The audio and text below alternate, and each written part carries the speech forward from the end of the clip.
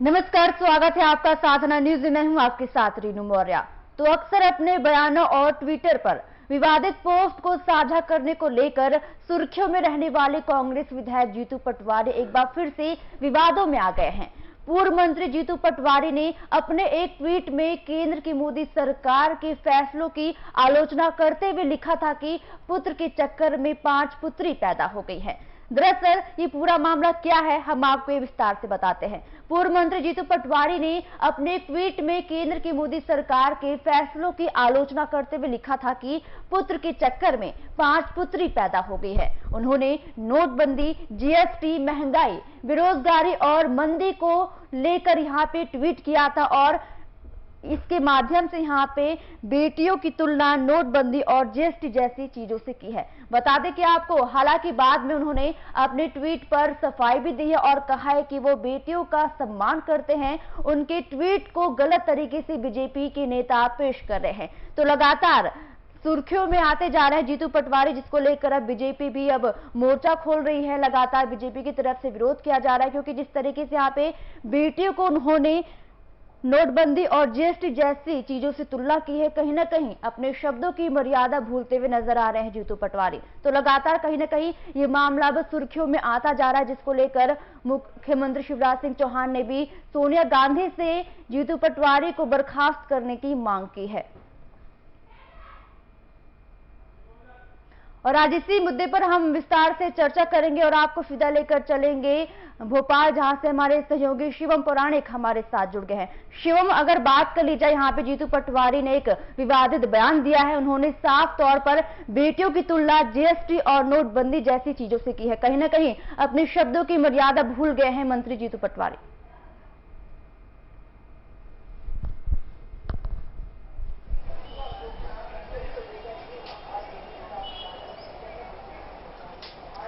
देखिए, बिल्कुल कल जीतू पटवारी ने एक ट्वीट किया था, जिस ट्वीट के माध्यम से वो केंद्र सरकार पर निशाना साध रहे थे, जिस पर उन्होंने कहा था कि एक पुत्र के चक्कर में, पुत्र की लालच में 5 बेटियां पैदा हुई, जिसमें उन्होंने बेरोजगारी, मंदी, नोटबंदी, जीएसटी और इन सब चीजों का जिक्र किया था और कहा था कि विकास अभी तक पैदा नहीं हुआ है और पुत्र के कारण ही इतनी पुत्रियां पैदा हो गई। मतलब एक तरीके से वो केंद्र सरकार को यहां पर घेरने की कोशिश कर रहे थे, लेकिन बीजेपी ने जब इसको मुद्दा बनाया, लगातार विरोध जब बीजेपी के द्वारा किया जाने लगा कि जीतू पटवारी ने जो बात कही है वह महिलाओं के खिलाफ है, तो कहीं ना कहीं जीतू पटवारी को अपना वह ट्वीट डिलीट भी करना पड़ा और उसको लेकर उन्हें सफाई भी देनी पड़ी। आपको बता दें कि कल उस ट्वीट के बाद से जब बवाल नजर आया जीतू पटवारी को कि बीजेपी इसको एक बड़ा मुद्दा बनाने जा रही है, तो जीतू पटवारी ने उस ट्वीट को डिलीट कर दिया। साथ ही साथ बता दें कि बीजेपी ने इस चीजों को लेकर राजधानी भोपाल में जीतू पटवारी का पुतला दहन भी किया और मांग करी कि जीतू पटवारी माफी मांगे अपने इस ट्वीट को लेकर, नहीं तो पूरे प्रदेश में जो बीजेपी का महिला मोर्चा है वो प्रदर्शन करेगा लगातार, जब तक जीतू पटवारी इस पर माफी नहीं मांगते। हालांकि जीतू पटवारी ने बाद में सफाई देते हुए ट्वीट में कहा भी कि अगर किसी को इससे कोई आपत्ति हो या किसी को दिक्कत हुई हो तो मैं उसके लिए खेद प्रकट करता हूं। तो लेकिन जिस प्रकार की ट्वीट में पुत्रियों को लेकर बात करी जीतू पटवारी ने, ट्वीट के माध्यम से केंद्र सरकार को घेरने की कोशिश करी, तो कहीं ना कहीं इस तरीके से महिलाओं को लेकर जो टिप्पणियां हैं, वो चाहे कांग्रेस हो या बीजेपी हो, कोई भी पार्टी हो, दोनों तरफ के नेताओं द्वारा लगातार किया जा रहा था, जो कि जीतू पटवारी ने भी आज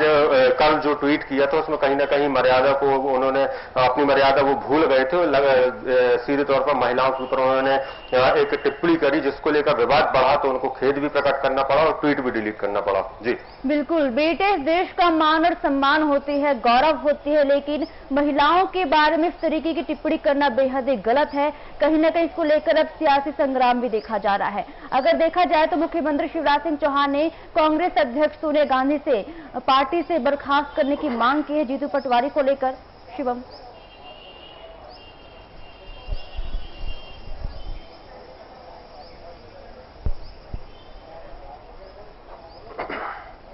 बिल्कुल। जब जीतू पटवारी का जब यह ट्वीट आया उसके बाद से ही लगातार सियासी पारा चढ़ गया था, बीजेपी हमलावर हो गई थी और खुद मुख्यमंत्री शिवराज सिंह चौहान ने यह बात कही कि जो कांग्रेस की पार्टी अध्यक्ष है सोनिया गांधी, वह खुद इस विषय पर जानकारी ले, जीतू पटवारी को पार्टी से अलग करे और वो खुद पूरे देश की जो महिलाएं हैं उनसे माफी मांगे। तो सीधी सी बात है कि जिस प्रकार से विपक्ष हमलावर हो रहा है इस ट्वीट को लेकर, हालांकि जीतू पटवारी ने इस पर खेद जरूर जता दिया, लेकिन मुख्यमंत्री का डायरेक्ट इस पर बयान आ जाना और राष्ट्रीय अध्यक्ष जो कांग्रेस पार्टी की सोनिया गांधी, उनसे मांग करना कि वह इसको अपने संज्ञान में ले इस पूरे मामले को और जीतू पटवारी को पार्टी से निलंबित करे। क्योंकि देखा यह भी गया है कि जीतू पटवारी द्वारा पूर्व में भी अपनी पार्टी को लेकर भी बहुत से बयान सामने आए थे, जिनको लेकर वो अपनी ही पार्टी के कारण पार्टी को घेरते हुए नजर आए थे, अपनी ही पार्टी को आलोचना करते हुए इस पर नजर आए थे। और आज फिर उन्होंने महिलाओं को लेकर इस तरीके की बात करी, जिसको लेकर मुख्यमंत्री ने भी कांग्रेस की जो राष्ट्रीय अध्यक्ष सोनिया गांधी, उनसे अपील करी है कि वह उनको पार्टी से निकाले और पूरे देश की महिलाओं से इस विषय को लेकर खुद माफी मांगे। जी बिल्कुल, अक्सर देखा जाता है शिवम के पहले यहाँ पे विवादित बयान दिए जाते हैं, ट्वीट किए जाते हैं, फिर इसके ऊपर खेद भी जता दिया जाता है। हालांकि यहाँ पे बेटियों का साफ तौर पर अपमान हुआ है, क्योंकि बेटियों की तुलना नोटबंदी और जीएसटी जैसी चीजों से की है। कहीं ना कहीं बेहद ही गलत है ये। और अगर बात कर ली जाए, चाहे वो चुनाव हो, किसी भी तरह का चुनाव हो, कहीं ना कहीं जो नेता है, जनप्रतिनिधि है, बड़े अधिकारी है, वो अपनी शब्दों की मर्यादा को भूल जाते हैं और जोर शोर से यहाँ पे कुछ भी बयान देते हुए नजर आते हैं।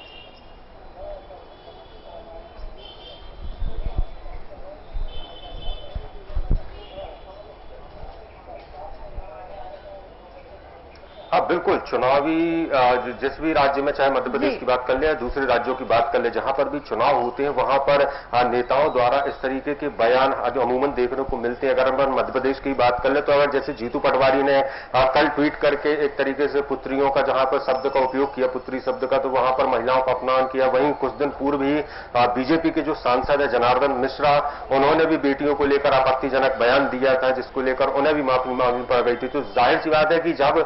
चुनावी माहौल जिस राज्य में होता है और तो वहां के जो नेता होते हैं, चाहे सत्ता पक्ष के हो, विपक्ष के हो, किसी भी पार्टी के नेता हो, कहीं ना कहीं वो अपने शब्दों की मर्यादा को भूल जाते हैं और लगातार महिलाओं को लेकर या दूसरे अन्य जो संवेदनशील मुद्दे हैं जिन पर बोलना उचित नहीं होता है, उन मुद्दों को लेकर वो अनर्गल बयान दे देते हैं या ट्वीट कर देते हैं, किसी भी माध्यम से उन चीजों को, उन लोगों को अपमानित करते हैं। तो ये जाहिर सी बात है अमूमन देखने को मिलता है। हालांकि जो मर्यादा नेता भूलते हैं, अगर पार्टियों द्वारा उन नेताओं के ऊपर कड़ी कार्रवाई कर दी जाती है तो जाहिर सी बात है ये भी आने वाले समय में एक अच्छा मैसेज जाएगा कि किसी भी प्रकार से कोई आपत्तिजनक शब्द बोलने से पहले जो नेता है बड़े बड़े किसी भी पार्टी के हों, वो इस तरीके के बयान देने से कतराएंगे, वो इस तरीके के बयान नहीं देंगे अगर पार्टियों द्वारा उनके ऊपर कार्रवाई की जाती है। लेकिन पार्टियों द्वारा कार्रवाई न किए जाने के कारण भी ये हो सकता है कि लगातार नेता अपने शब्दों की मर्यादा को भूल जाते हैं और इस तरीके के आपत्तिजनक ट्वीट हो या बयान हो, इस तरीके के बयान हो सामने देते हैं। जी बिल्कुल, हालांकि अब उपचुनाव भी आने वाले हैं, कहीं ना कहीं उपचुनाव को लेकर हालांकि ये उल्टा ही देखा जा रहा है, क्योंकि उपचुनाव में कांग्रेस को एक मुद्दे की जरूरत थी, लेकिन यहाँ तो उल्टा ही हो गया, क्योंकि अब यहाँ पे बीजेपी को एक बैठक उठाया मुद्दा यहाँ पे मिल गया, क्योंकि अब उपचुनाव में कहीं ना कहीं बीजेपी इसे भुलाने की कोशिश जरूर करेगी।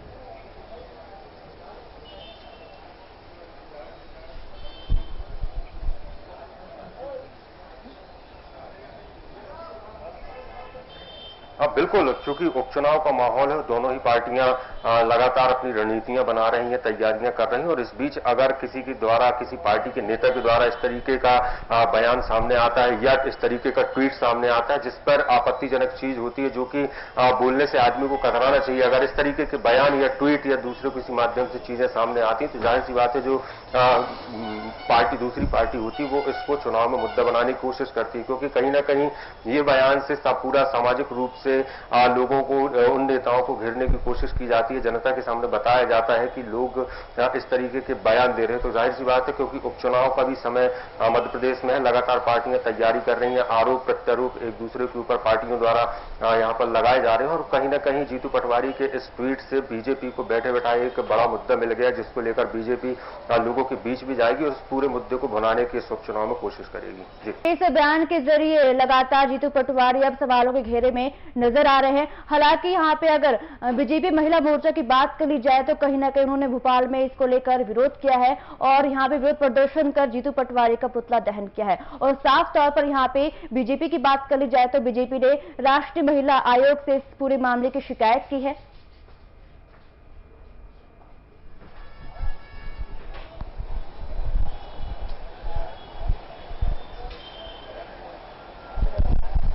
हाँ बिल्कुल, बीजेपी की बात करें तो कल रात में ही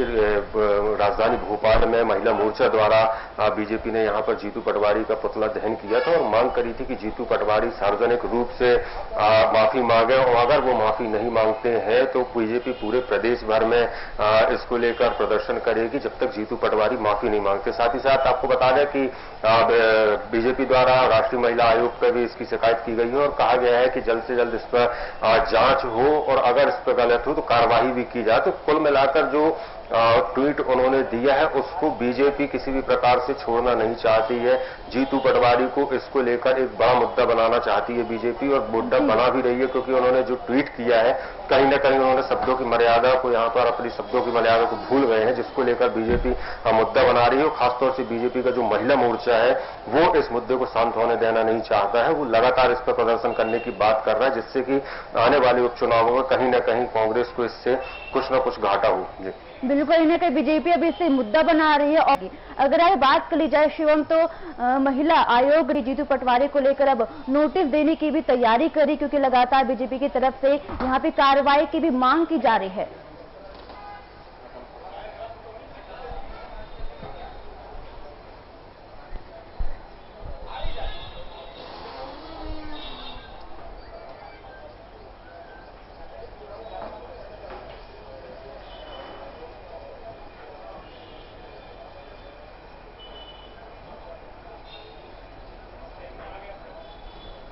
क्या आपको मेरी आवाज मिल पा रही शिवम? शिवम, क्या आपको मेरी आवाज मिल पा रही है? तो लगातार देखा जा रहा है जिस तरीके से जीतू पटवारी अपने बयानों में घिरते हुए नजर आ रहे हैं। साफ तौर पर उन्हें बेटियों की तुलना जीएसटी और नोटबंदी जैसी चीजों से की है। हालांकि पूरा देश यहाँ पे बेटियों का मान करता है, सम्मान करता है, लेकिन अक्सर देखा जाता है कि जो नेता होते हैं, जनप्रतिनिधि होते हैं, वो अपने शब्दों की मर्यादा को भूल जाते हैं। और कहीं ना कहीं बीजेपी को एक बैठा बैठा यहाँ पे मुद्दा मिल गया है और अब बीजेपी इसे उपचुनाव में भुनाने की पूरी यहाँ पे कोशिश करेगी। हालांकि कांग्रेस की तरफ से अब क्या कुछ इस पूरे मामले को लेकर जवाब आता है, पूर्व मुख्यमंत्री यहाँ कमलनाथ यहाँ पे इस पूरे मामले को लेकर क्या कुछ जवाब देते हैं, ये तो फिलहाल अब आने वाला वक्त ही बताएगा। फिलहाल इस बुलेटिन में इतना ही। बाकी और खबरों के लिए बने रहिए साधना न्यूज के साथ। नमस्कार।